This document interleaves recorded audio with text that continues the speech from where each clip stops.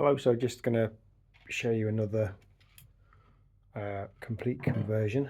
So we've got a couple of jobs ongoing here. So there's 2 clocks on here. We're looking at this one here. This is an old Bakelite 1940s clock, 1947, had the date on it. The aim with all these conversions is to keep them looking as original as possible. So this is the original dial when it was mains powered. That's what we're doing, by the way, here. This is a mains to quartz conversion.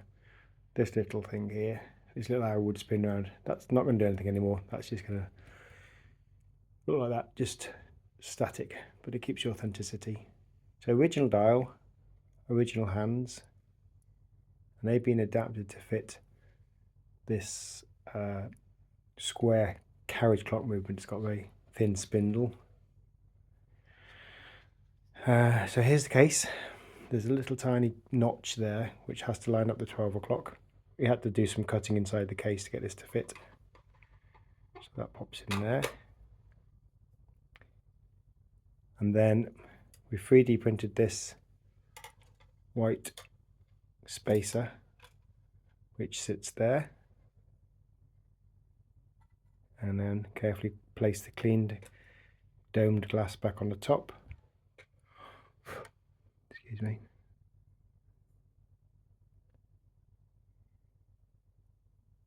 And then the outer bezel ring.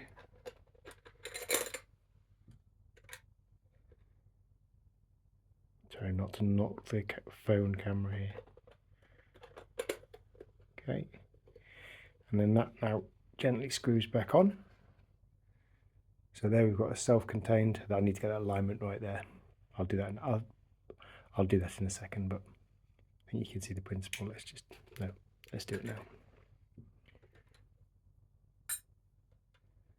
It just needs to go down a bit.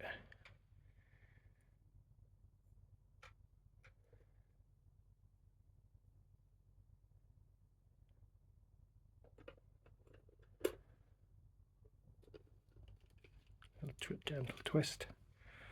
Okay, and now that just pops back into the original housing, and then I can pop in the 2 screws on the back. So from the back it looks exactly like it always has. From the front it looks like it always has, with the exception of the spinning seconds indicator, which just shows it was running when it was mains powered.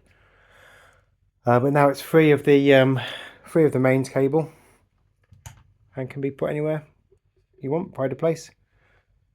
If you got anything similar, this cost I think it's $62.50, $65.50 for this conversion, because it needed a little bit of 3D printing.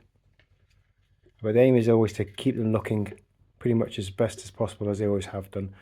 We're just going to finish this off with a bit of a wood polish and then a silver polish around the outer bezel. Alright, thanks for watching. It's Tristan from clocksupcycle.co.uk.